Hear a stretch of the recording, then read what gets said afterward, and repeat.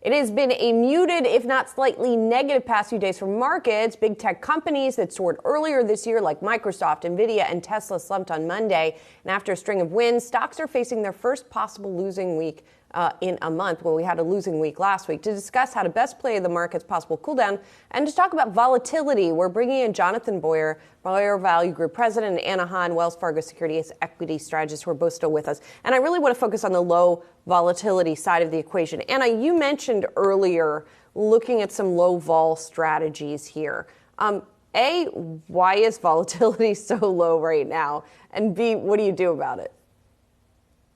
When we looked at low volatility strategies coming into this year, it was still when we were pretty uncertain on how this hard landing or soft landing scenario was going to come out. And there's still a lot of fear in the market. So you saw that risk aversion was one of our quant factors that continued to outperform for February to April. And now it's been interesting as investors have had this sudden mentality shift of maybe we can achieve that soft landing. Maybe the Fed won't go too crazy or over tighten.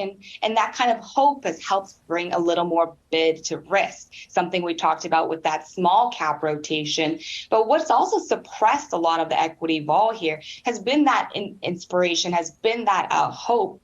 And it's also been that the market has been grinding higher, led by just a few names. That grinding higher has brought a lot of implied volatility in the front end of the volatility term structure lower. It's also made skew a lot flatter. Skew, when we talk about in the front, is thinking about how much are investors buying downside protection versus upside exposure. And there's not that much exposure to the downside. So if people aren't buying that much protection, it makes it cheap to buy that downside protection and becomes more perhaps valuation worthy of looking into it. In particular, if you think that there could be a little bit of a pullback, maybe as these AI names lose a little steam, maybe as we see that rotation into small caps, and also as we get to month end, you might see some money come out of equities. So these are all the things we think about when we look at the vol markets and try to assess whether volatility is cheap enough to look for those hedges. Yeah, Jonathan, Anna threw the alley, so I'm going to try and complete the oop here. When it comes down to who is responsible, what part of this kind of broader calculus is responsible for the volatility that we're seeing? Is it solely the Fed, or is it also just the overhype in AI, as she was mentioning a moment ago? I think it's both. I think there's a mania, or it's not quite a mania, but up there with a mania on AI. Obviously, everyone's nervous with the Fed, and then there's FOMO. You're seeing now people are putting money into the market after the market's up 13-14%, and as measured by the S&P. So you have a lot of reasons why the stock market could grind higher. But the question is, will the first half leaders be the second half leaders? I don't think so. But I think small cap will lead either in the second half or the beginning of next year, and that's where investors should be positioning themselves. Do you think that AI kind of rug pull, if you will, happens in the second half of this year?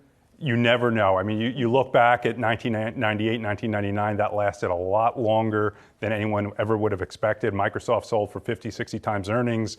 Cisco was, had a 3-digit earnings multiple. The question is, and I'm not saying it is Nvidia the Cisco of today? And maybe it is. They got the concept right, but the valuation was just way too expensive. Sort of on a related note, and sort of looming all over this, over all of this, and all over the volatility discussion, is what could go wrong in this scenario, right? And Anna, I want to put that question to you because I think of summer in particular as a time when things go wrong, right? People are out at the beach, the volume is low, there are shocks in the system that kind of tend to happen in the summer. What would be your nominees for shocks this summer? No, you're absolutely right. Liquidity in the summer can slow down, and that can lead to some surprise moves. It can lead to some gapping, especially when everyone's trying to take that summer beach vacation. So something we've been looking at has been quoted as we had looked at the issue of what happens if these student loans get knocked down in the Supreme Court, and if we do see student loans have to start again. Now, on a broad basis, we don't think it breaks the back of the consumer, but it certainly could cause a lot of pain for some of the households that have been a little more debt heavy. And in particular, one part that you look in the economic data that you see auto loan delinquencies have been rising for a bit of the younger population, the under 30, under 40 group. And that's also a group that tends to hold most of the student loans. So as you see that kind of combined, there could be some pain points there. And that could actually have an impact on equities. But broadly speaking, so far, we think the risks here are that people are under hedged. And so when you see a pullback in the markets, when people are under hedged, it's a surprise. There's a bit of a scramble to try to get that protection or try to de-risk. Now, these are the kind of things that can feed upon themselves in a low liquidity market. But, these are very much tail risks. And so far, we still believe that the market could really be trending sideways for a while and prefer to look for that opportunity that's more valuation attractive in that small cap space. In a sideways trending market, where are those opportunities on the valuation front? Well, I think stocks that have catalysts. You have to go on a stock-specific nature. I had mentioned Liberty Braves, for example. They're about to spin out, do a hard spin. It's a tracking stock. It's going to be an asset-backed stock. It's going to happen in the next couple of weeks. That could propel the stock higher.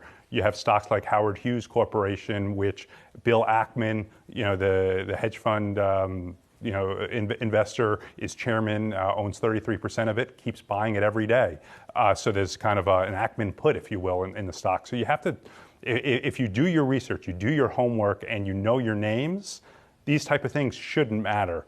I think investors should stop trying. There's always a reason not to buy stocks. And if you told me at the beginning of, or told an investor at the beginning of the year, you're going to have a banking crisis and a debt ceiling showdown, would you want to be in the market? Probably not. And look what you would have missed. So I think investors should stop really focusing on what could go wrong and look at company by company, and do you want to own these things?